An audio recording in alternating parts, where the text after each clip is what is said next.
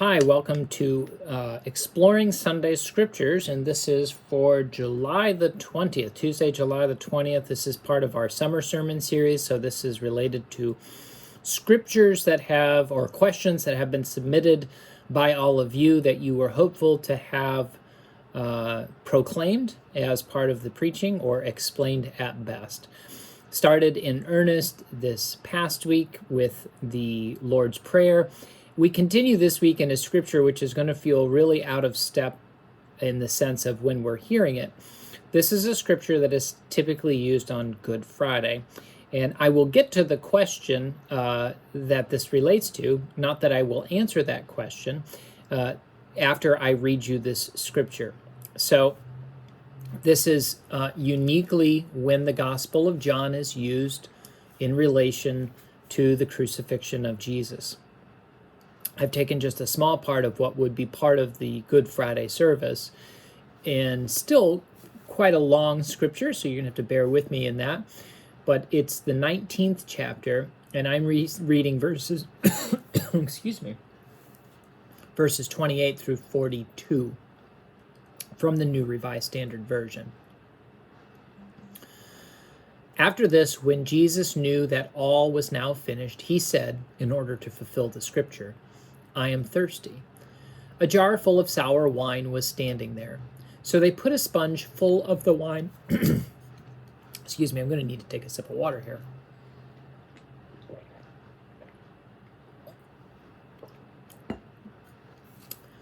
So they put a sponge full of wine on a branch of hyssop and held it to his mouth. When Jesus had received the wine, he said, "It is finished." Then he bowed his head and gave up his spirit. Since it was the day of preparation, the Jews did not want the bodies left on the cross during the Sabbath, especially because that Sabbath was a day of great solemnity. So they asked Pilate to have the legs of the crucified men broken and the bodies removed. Then the soldiers came and broke the legs of the first and of the other who had been crucified with him. But when they came to Jesus and saw that he was already dead, they did not break his legs. Instead, one of the soldiers pierced his side with a spear, and at once blood and water came out. He who saw this has testified so that you may believe. His testimony is true, and he knows that he tells the truth. These things occurred so that the scripture might be fulfilled. None of his bones shall be broken. And again, another passage of scripture says, "They will look on the one whom they have pierced." After these things, Joseph of Arimathea, who was a disciple of Jesus, though a secret one because of his fear of the Jews, asked Pilate to let him take away the body of Jesus. Pilate gave him permission, so he came and removed his body.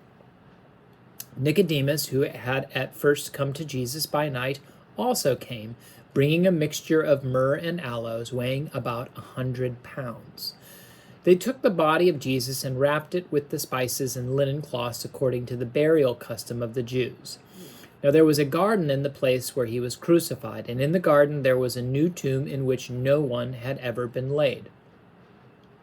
And so, because it was the day of preparation and the tomb was nearby, they laid Jesus there.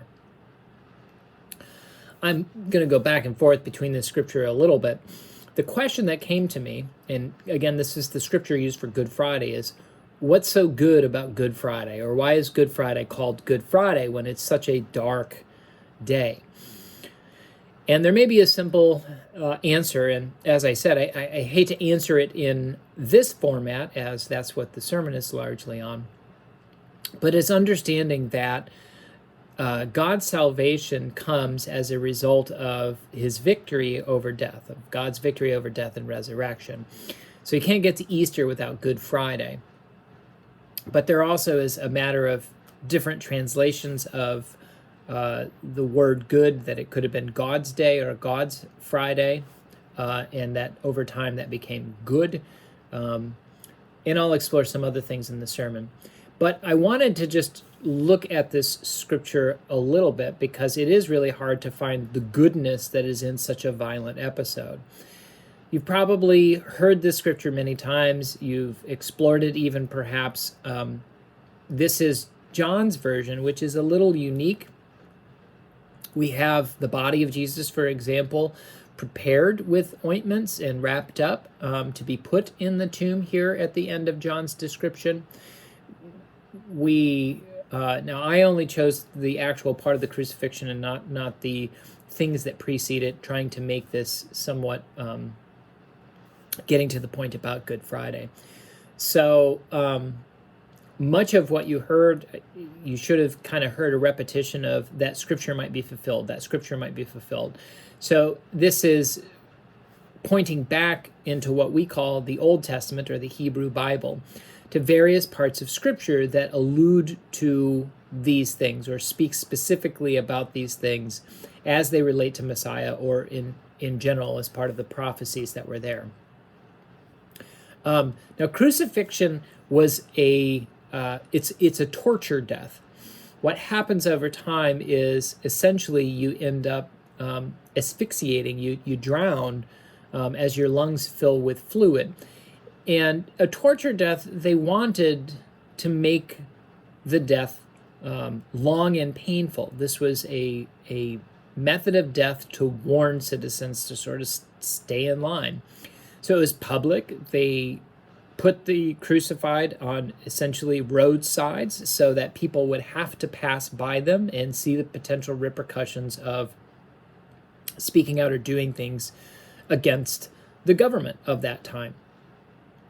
And then generally they would also leave the bodies to simply hang and rot where they were, to further kind of make a statement that was there.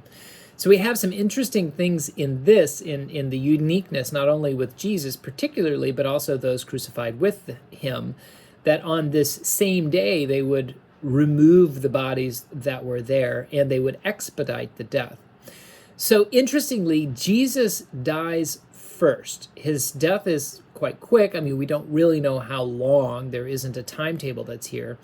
But we have the request that comes that, and the sour wine was sort of to dull the pain, to prolong the death. So when we have I'm thirsty, and the sour wine that's there, it was there as a sort of way to prolong things, to make some of the pain be a little less, and so that people would last longer.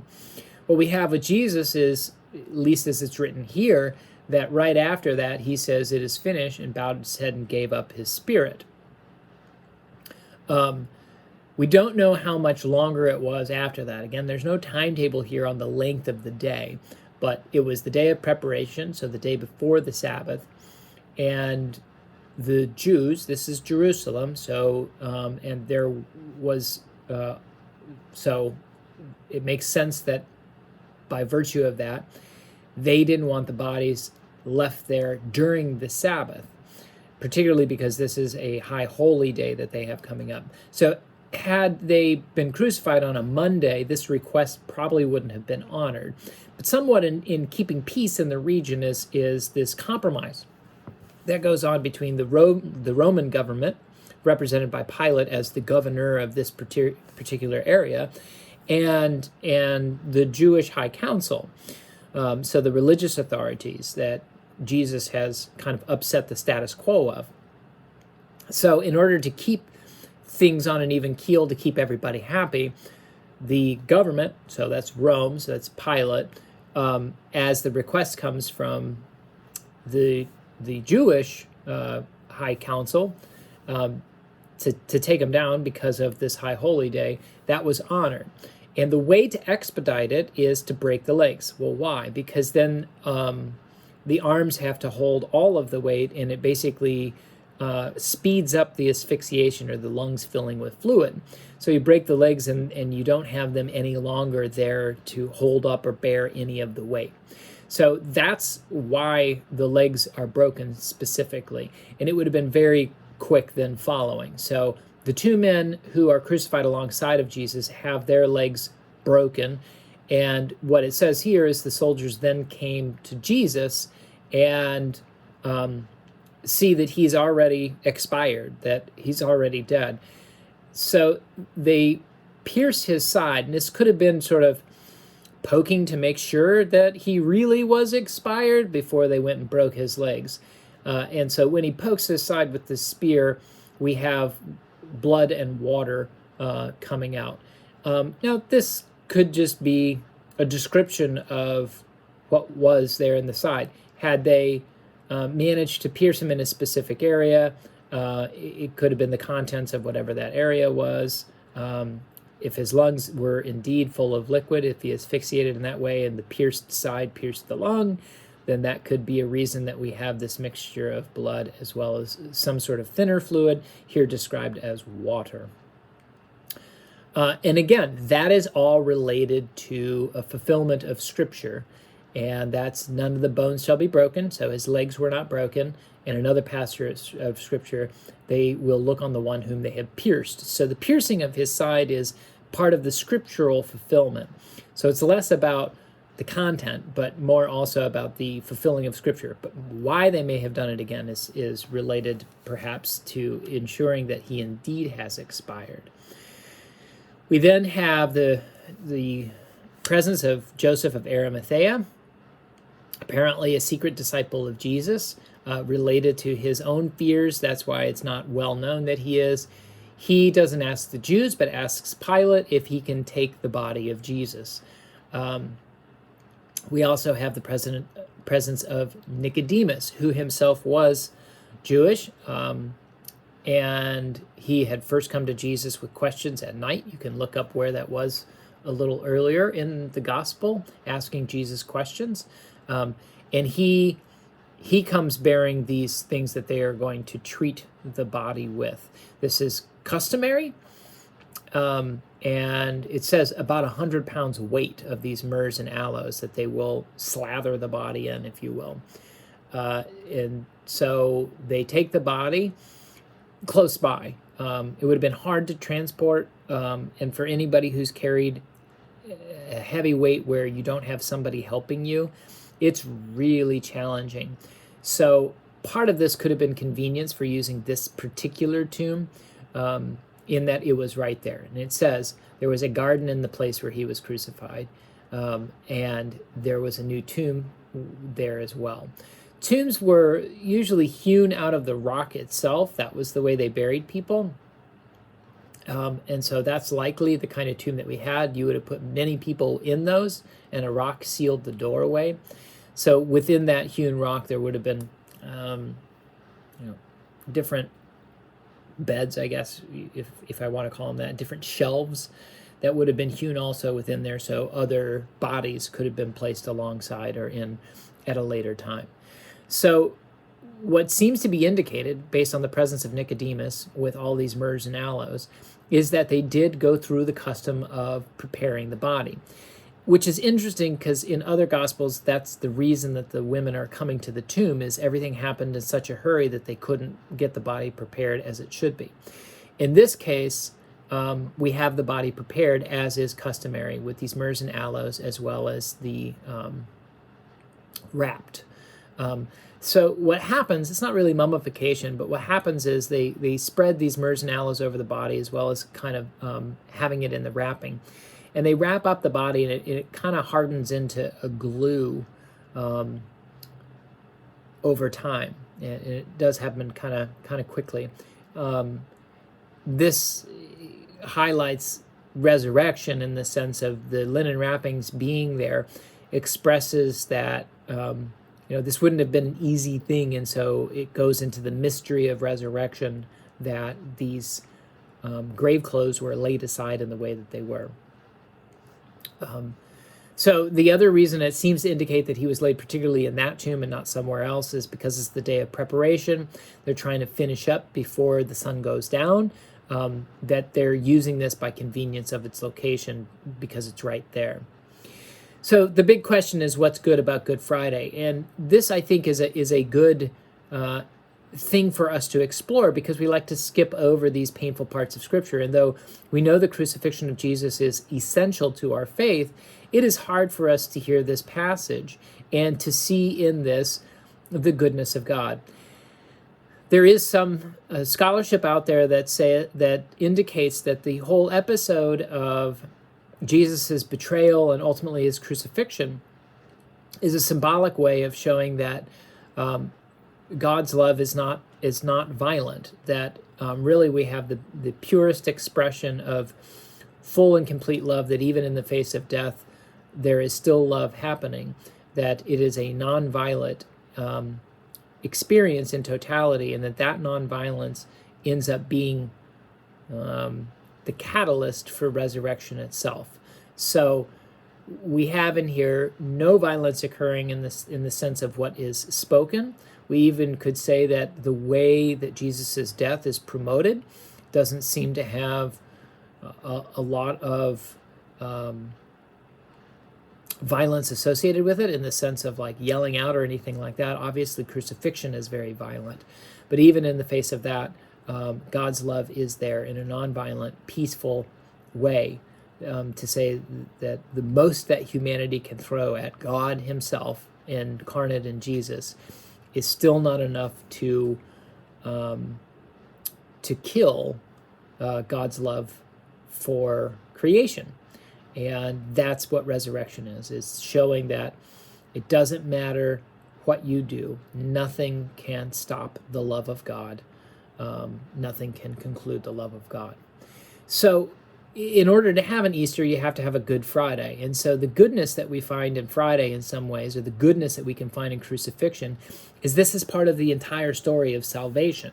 And with it, we don't have the full story of salvation. So it's finding the good even in the bad, finding what we know and understand about God even among the worst of the situations. And this has to be the worst of the situations.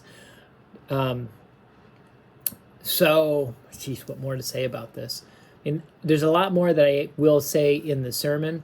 But again, this tends to be a scripture that we skip over other than hearing it at that time of the year, at the end of Lent. And most people don't even participate in Good Friday services.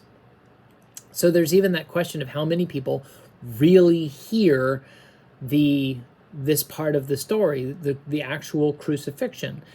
So they jump from Palm Sunday right to Easter Sunday, skipping over Holy Thursday or Maundy Thursday and Good Friday. So they fail to ever have to struggle with the worst of it. And perhaps this is a good occasion, with the question about, what's so good about Good Friday, of not having to hear it, but all of us hearing it and somewhat being forced to face it and also struggle through it. Okay, we know this is a thing. We know this is an essential component of our faith, as part of every affirmation that we make as we worship together. But now looking at it, how does this tell us about God, or what do we learn about God and about ourselves as we explore this episode in Jesus's life? As I like to say when we meet in person for exploring Sunday scriptures, is our quest is not for the facts of the story, but our quest is for the truth that is woven within these episodes or within these facts. If we search for facts, we're always going to find differences, even between the gospel accounts. But if we're searching for truth, we will only find parallels and similarities. So what is the truth that we discover through crucifixion? And how does this truth inform us about God, God's love, God's grace, God's goodness, that we may get to a place to say, I understand now why Friday could be called Good Friday, even though it's such a solemn and dark occasion, and a very dark episode in the sense of the crucifixion of Jesus. So I encourage you to go back and read it a couple of times to have to face it a little more, so that you can think about how this episode, what this episode says to you about God, God's presence, God's love, God's grace, and maybe where you're challenged to find God in the midst of this.